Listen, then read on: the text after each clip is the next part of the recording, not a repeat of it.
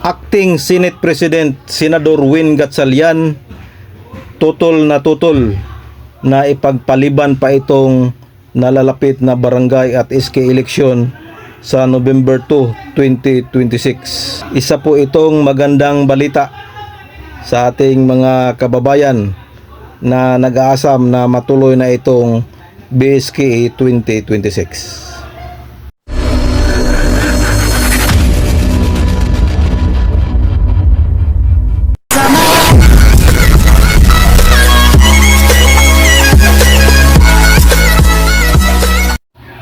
Hello mga kapobre, welcome back sa ating munting channel, Cap John Official.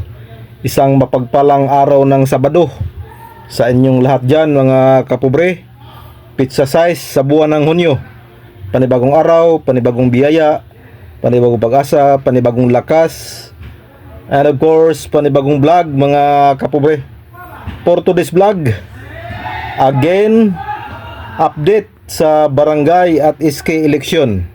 So mayroon akong ibahaging magandang balita sa inyong lahat mga kapobre patungkol dito sa ating nalalapit na barangay at SK election. And take note, 5 buwan na lang mag-i-eleksyon na sa November 2, 2026 BSK. So ang magandang balita po mga kapobre, kung pag-usapan natin itong BSK 2026 ay may kaugnayan po ito sa liderato ngayon sa Senado mga kapobre.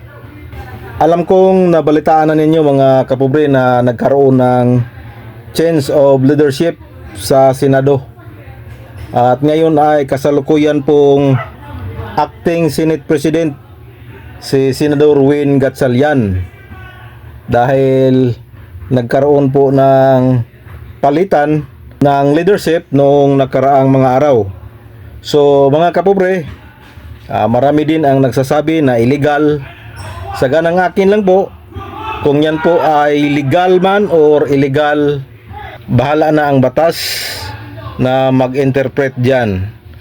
Natutuwa lang tayo mga kapobre dahil kung yan ay kakatigan ng Korte Suprema na si Senador Win Gatchalian na talaga ang Senate President, so magandang balita yan.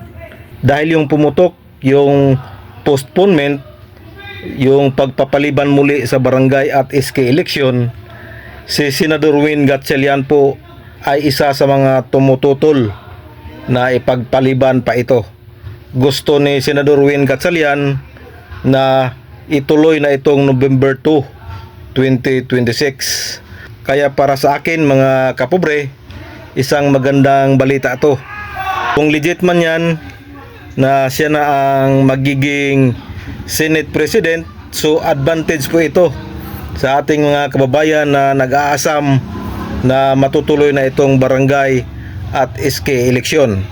Dahil si Senador Win Gatchalian po ay naninindigan na unconstitutional na po kung ipagpaliban pa itong nalalapit na barangay at SK election sa November 2, 2026. At sabi pa niya, kung ipagpaliban pa itong BSKA 2026 ay mawawalan na ng demokrasya at mawawalan na ng karapatan ang ating mga kababayan na pumili ng kanilang mga leader sa barangay. So para klaro mga kapobre, balikan natin tong panayam kay Senador Win Gatchalian. Here we go. Ipagpaliban po yung barangay at sangguniang kabataan elections. So kayo po, na po masasabi nyo rito, sir? Akin, hindi ko na desisyon to dahil nagkaroon na ng desisyon ang Korte Suprema na hindi pwede basta-basta isuspende ang barangay elections. Kung matatandaan natin, itong pag-urong ng barangay election, pangatlo na ito eh. Opo. At itong pag-urong ngayon, this year, ang mekanismo dito ay ginawa ng 4 years ang barangay election, kaya siya naurong. Sinabi kasi ng Korte Suprema nung huling pagsuspindi natin, last na yan at hindi nyo na pwedeng isuspindi dahil gumagawa lang kayo ng kahit anong dahilan. No? Dahil ang katapat naman nito ay pagkawala ng demokrasya at pagkawala ng oportunidad para sa mga kababayan natin pumili ng kanilang mga Unang-una, unconstitutional na yan. At pangalawa, dapat matuloy na dahil pangatlo ng pag-suspend dito.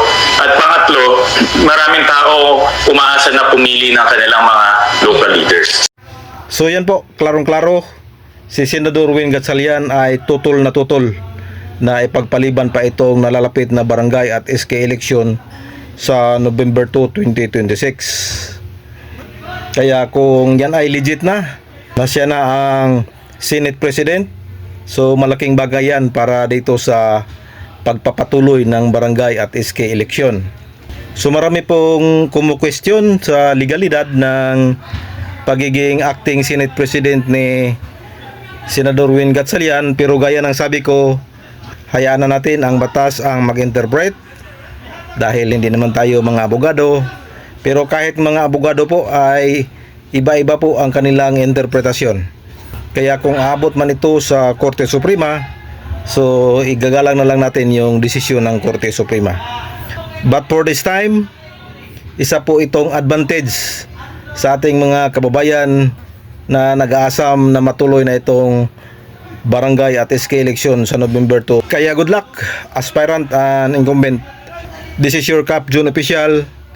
Please subscribe, like and share para updated kayo sa ating mga videos, sa ating mga update sa barangay at SK election.